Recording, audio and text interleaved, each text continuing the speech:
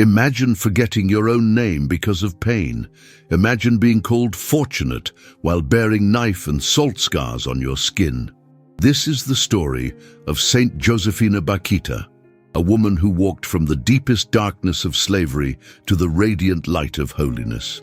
Her life is a living testimony that even in the cruelest circumstances, God's grace can flourish. Prepare to discover a journey of pain, overcoming adversity, and unwavering faith that continues to inspire the entire world. Chapter 1. The day her freedom was taken. It was 1878 in Sudan, a country marked by conflict and violence. Amid this chaos, a little girl of barely 9 years strolled near her home when two armed men blocked her way. Without a word, they abducted her, ripping her away from the warmth of her family as if she were a mere object. That day, she lost not only her freedom, but also her identity. The trauma was so deep that her mind erased the memory of her name, her parents, and the life she had known. The pain was not limited to her body. Amnesia became the soul's response to an unbearable suffering. Transformed into a prisoner without a past, she was sold at slave markets, where every gaze reduced her to a worthless commodity. She changed owners time and again, facing an endless chain of abuse and humiliation. What had once been her native land became nothing more than a blurred memory of a home lost forever. The slave traders decided to give her a new name, Bakhita, which in Arabic means fortunate. A cruel irony for a little girl whose life was marked by pain and despair. With that name, they intended to erase the little identity that remained. Yet what they did not know was that this name, destined to be an insult from fate, would, over time, transform into a symbol of hope and redemption. Her body, too, was literally marked by suffering. In one of the darkest stages of her life, while in the service of a Turkish general, she was subjected to an unimaginable ritual of torture. They made 114 cuts on her skin and filled them with salt so that the scars would never disappear. These marks not only deformed her body, but left an indelible imprint on her soul. Every wound told a story of pain, but also of resilience. Despite everything, a spark of hope burned deep within her heart. Although her life seemed to be an endless succession of suffering, inside her, an invisible seed was germinating, the certainty that there must be something beyond all this pain. That inner strength, silent yet constant, would later be the key that led her to discover true freedom, not only of her body, but of her spirit. Chapter 2. Trapped in invisible chains. Bakhita's life became a succession of hopeless days. She passed from one master to another, each one crueler than the last. The slave markets in Sudan were a heartbreaking spectacle. Children and women lined up like objects, evaluated for their strength or appearance. Bakhita, with her fragile body and vacant eyes, was nothing more than a commodity. Yet inside her, an invisible fire continued to burn, a silent resistance that no shackle or whip could extinguish. Every new owner meant a new hell. Some beat her until she lost consciousness. Others deprived her of food for days. Her body accumulated scars, but her spirit, even though wounded, was never completely broken. Slavery did not only shackle her body, it attempted to extinguish her soul. However, in the deepest darkness, even a tiny spark can light the way. And that spark in Bakhita was her unconscious faith that life could offer something beyond pain. Even though she did not know the concept of God, Bakhita felt a mysterious presence during her hardest moments. When she cried alone, she experienced an inexplicable comfort, as if an invisible someone were listening to her. She did not know who that someone was, but that vague feeling of protection was the first whisper of a faith that would later blossom. It was an intuition of the soul, a silent certainty that her suffering was not in vain. The physical scars Bakhita bore were deep, but the wounds of her soul were even more painful. Yet unlike the marks on her skin, those emotional wounds began to transform into strengths. She learned to find small refuges in her mind, recalling flashes of her forgotten childhood, the sound of the wind in her village, the laughter of her siblings. These memories were her only treasure, her anchor that kept her from being lost completely. Paradoxically, slavery forged in Bakhita an indestructible resilience. Every blow, every humiliation taught her an unintentional lesson. True freedom does not always reside in the body, but in the spirit. And although the world treated her as a slave, deep within, Bakhita began to discover that her soul could never be chained. Chapter 3. An encounter that changed her destiny. Bakhita's destiny changed one unexpected day. An Italian man, Callisto Legnani, a consul in Sudan, purchased her. For many, it would have been merely a change of master, but for Bakhita, it meant the beginning of a new life. For the first time, someone treated her with humanity. Callisto did not use whips or cruel words. He gave her a dress, a safe place to sleep without fear, and most importantly, a glimpse of dignity she had never known. Dressing for the first time was a symbolic act for Bakhita. No longer was she merely a body exposed to pain and humiliation. Now she saw herself as a person. The simple act of closing a door behind her and feeling safe was a miracle she had never imagined. Although she was still legally a slave, something began to change in her heart. She started to envision a different life, a life where she could be more than just a prisoner of her past. Callisto treated Bakhita with respect, but what truly ignited the spark of her transformation was the affection he showed toward his daughter, Alice, for whom she became both nanny and friend. Caring for little Alice helped her remember her own humanity, the tenderness she had thought lost forever. Through Alice, Bakhita rediscovered the ability to love and be loved, an emotion long buried under years of suffering. In 1884, due to political instability in Sudan, Callisto had to return to Italy. Fearing she would lose the only light she had found in her life, Bakhita gathered her courage and pleaded with him to take her with him. To her surprise, Callisto agreed. That simple yes was the passport to her final destiny, Italy, an unknown land where something much greater than physical freedom awaited her. Arriving in Italy, Bakhita felt that the world opened up before her in a way she had never imagined.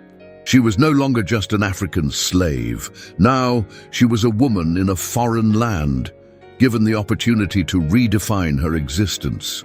What she did not know was that this journey would not only free her from visible chains, but would lead her toward the most important freedom of all, the freedom of the soul.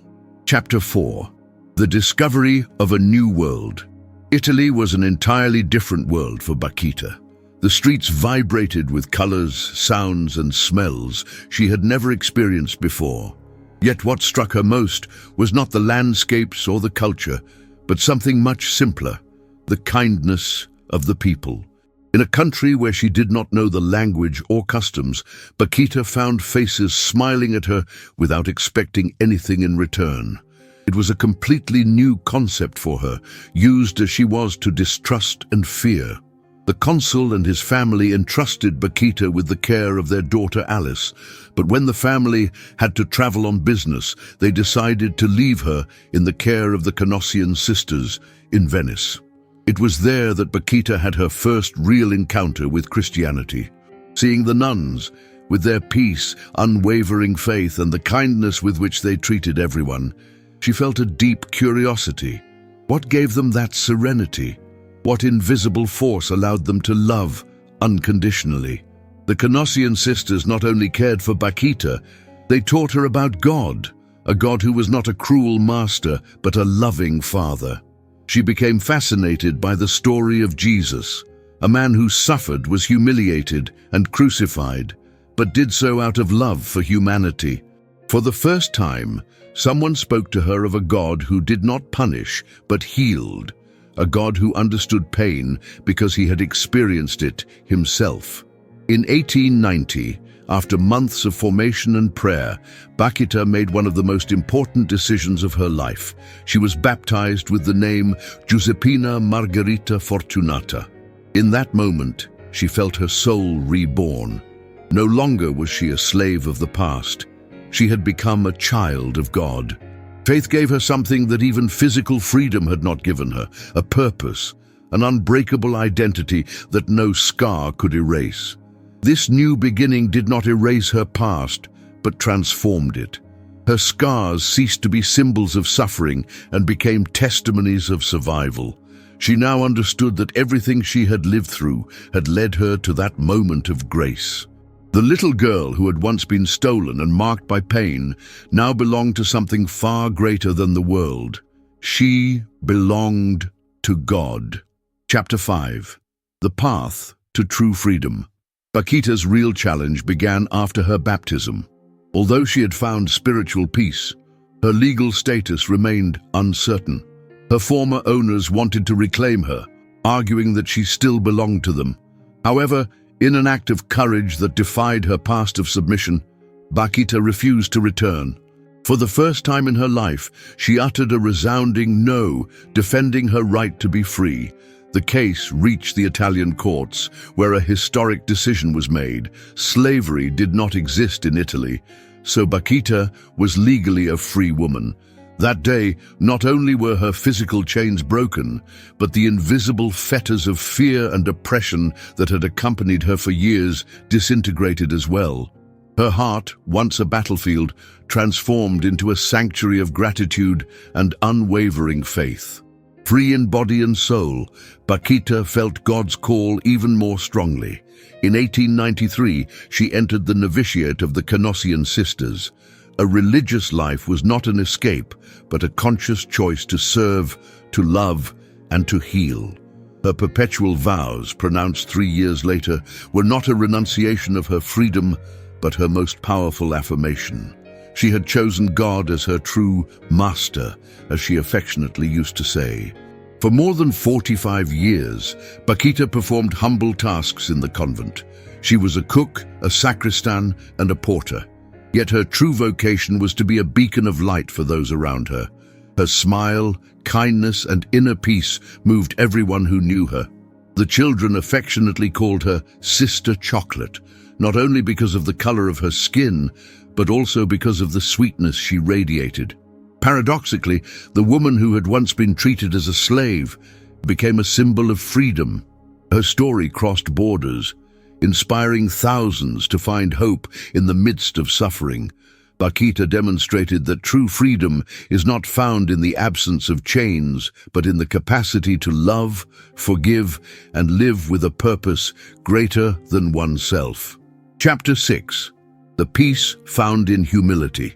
Life in the convent of the Canossian sisters was not easy, but for Giuseppina Bakhita, every humble task was an act of gratitude toward God. Far from considering her work a burden, she found in the simplest activities, cleaning, cooking, or opening the door, her true vocation. Every daily action was an opportunity to serve with love and to offer her life as a testimony of faith. Bakhita used to refer to God with an expression that moved everyone who heard her, "My Master." For someone who had been a slave, that word might seem contradictory, but on her lips it acquired a completely different meaning. God was not a tyrannical master, but a loving father who had shown her the true meaning of freedom. Serving God did not mean submission, but rather experiencing a peace that the world could never provide. Those who knew her were impressed by her serenity. In her, there was no rancor or bitterness despite her painful past. On the contrary, she radiated a deep joy, fruit of an inner life rich in prayer and trust in divine providence. Her face reflected the peace of someone who had found her true home, not in a physical place, but in the heart of God. Many turned to her for comfort and wisdom. Her silent testimony spoke louder than any sermon. She did not need grand speeches. Her very presence was enough to inspire hope. Bakhita taught that forgiveness is not a weakness, but the greatest strength of the soul. For her, to forgive was not to forget, but to liberate the heart from the weight of hatred. In the simplicity of her daily life, Bakhita became a living example of the gospel. Her humility was not false modesty, but the purest expression of her inner greatness. She had come to understand that true holiness is not measured by extraordinary feats, but by the ability to love in everyday life, to transform pain into compassion and darkness into light. Chapter 7. Sister Chocolate and the Sweetness of the Heart. In the small town of Shio, where she spent most of her life, Bakhita earned everyone's affection. The children lovingly called her Sister Chocolate, not only because of the color of her skin, which contrasted with her European surroundings, but also because of the warmth and sweetness that shone through every smile. Far from feeling offended, Bakhita accepted the nickname with joy, for it reflected the sincere affection of the little ones. Her presence in the community was like a balm for the soul. It did not matter if someone was suffering from an illness, a loss, or even simple everyday sadness. All it took was approaching Bakhita to find comfort. She offered no magical solutions or complicated answers. She simply listened with an open heart and responded with simple words imbued with wisdom, born of suffering and faith. One of her most remembered phrases was, "If I were to meet the men who kidnapped and tortured me, I would kneel to kiss their hands, for had that not happened, I would not be a Christian nor religious today." This declaration baffled many, yet it reflected the depth of her capacity to forgive. For Bakhita, every wound of her past had been a stepping stone toward holiness. She did not deny her pain, but she transformed it into a bridge to God. The contrast between her life story and the peace she radiated made her a living testimony to the power of Christian love.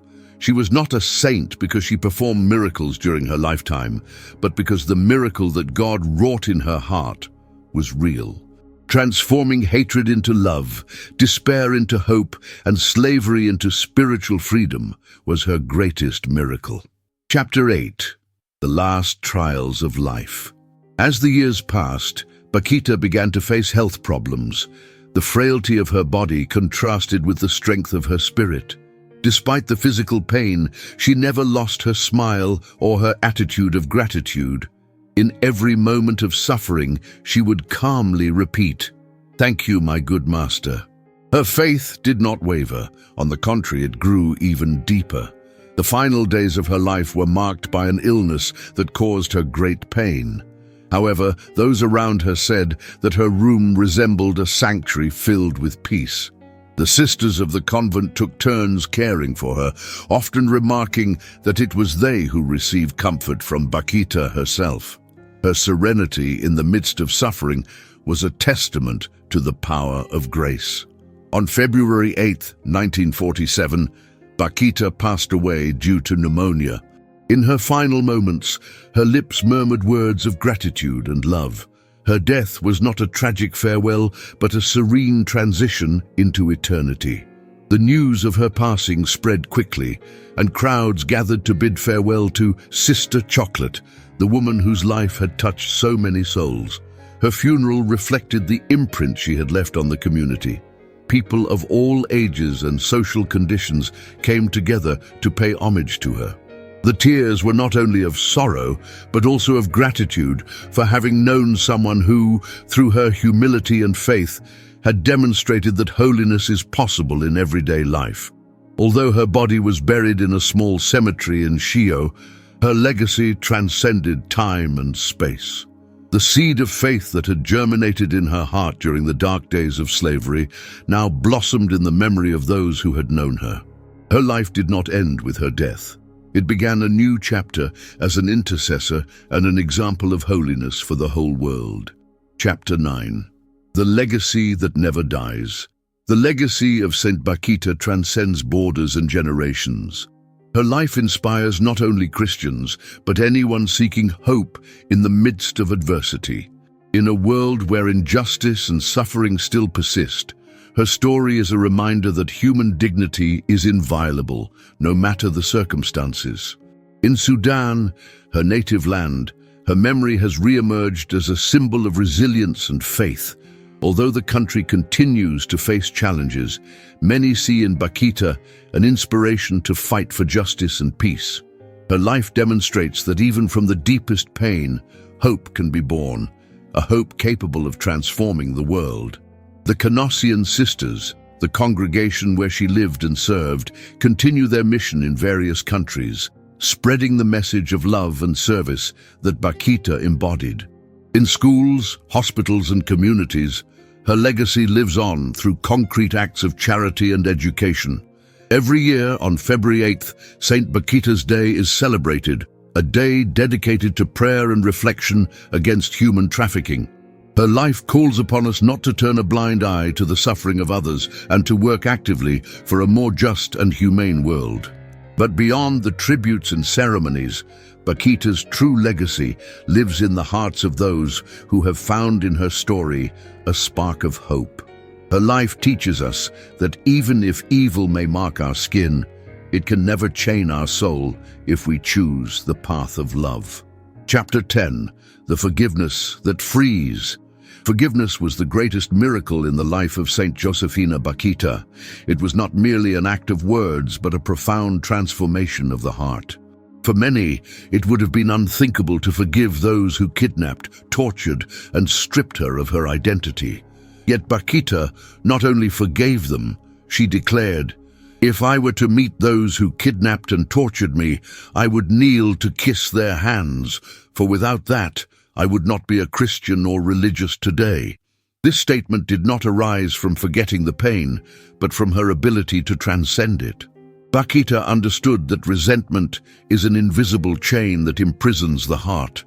By forgiving, she broke those bonds and freed herself from the emotional slavery that could have consumed her far more than the physical chains that once bound her. Her forgiveness was not a gift for her oppressors, but an act of healing for herself. Her capacity to forgive amazed and moved those who listened to her. How could someone who had suffered so much speak with such peace? The answer lay in her faith. In God, she found the strength to see beyond hatred and to understand that her pain had a greater purpose. It led her toward divine love. For Bakhita, forgiving did not mean denying her suffering, but transforming it into an opportunity for spiritual growth. Bakhita's testimony challenges us to reflect on our own wounds. How often do we hold on to grudges for minor offenses, letting resentment poison our hearts?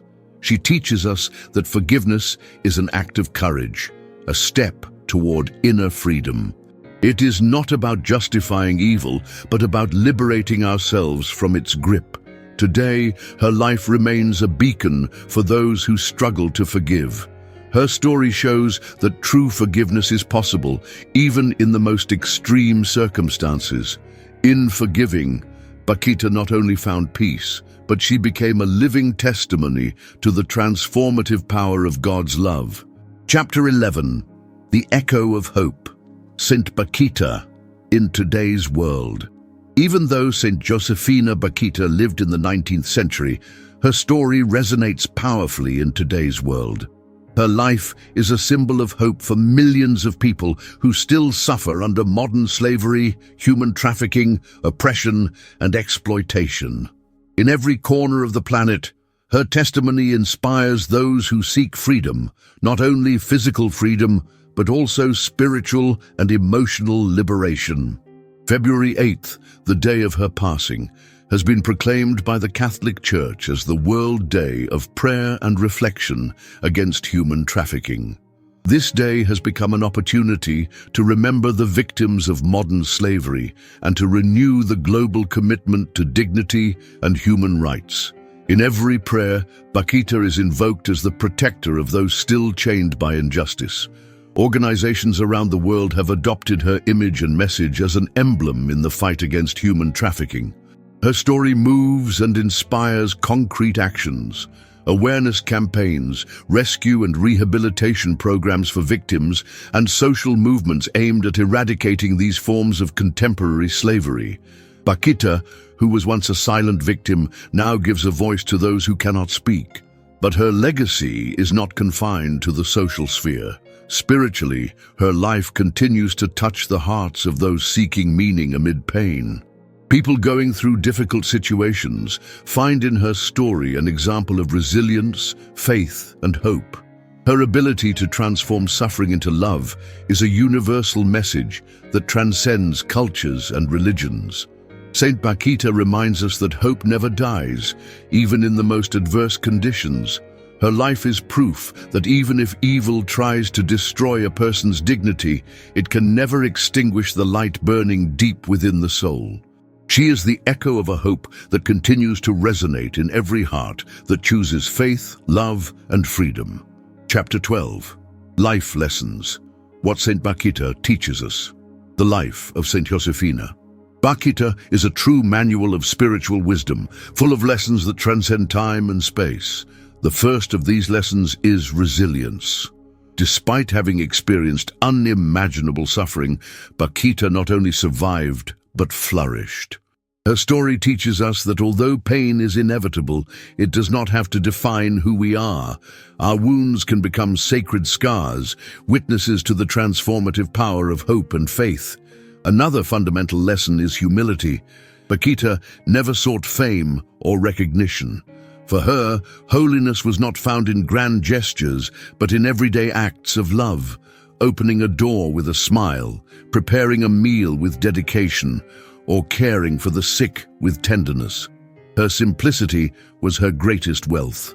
In a world that values external success, Bakhita reminds us that true value lies in the purity of the heart. Gratitude is yet another virtue that marked her life. Despite the physical and emotional scars, Bakhita lived in thankfulness. She often repeated, "Thank you, my good master," even in the midst of pain. This attitude invites us to reflect on the importance of being grateful, not only for moments of joy, but also for the trials that allow us to grow and strengthen our spirit. Perhaps the most challenging of her legacies is forgiveness. Forgiving those who stole her freedom and tortured her was not an act of weakness, but of inner strength. Bakhita understood that holding on to resentment is like being imprisoned by the past. By forgiving, she freed herself from the weight of hatred and found a peace that the world could never offer. Her example inspires us to break the chains of bitterness and find freedom in forgiveness. Finally, Bakhita teaches us the value of human dignity. Although she was treated as a commodity, she never lost her essence. Her life proclaims that no human being can be reduced to a state of slavery, whether physical or spiritual.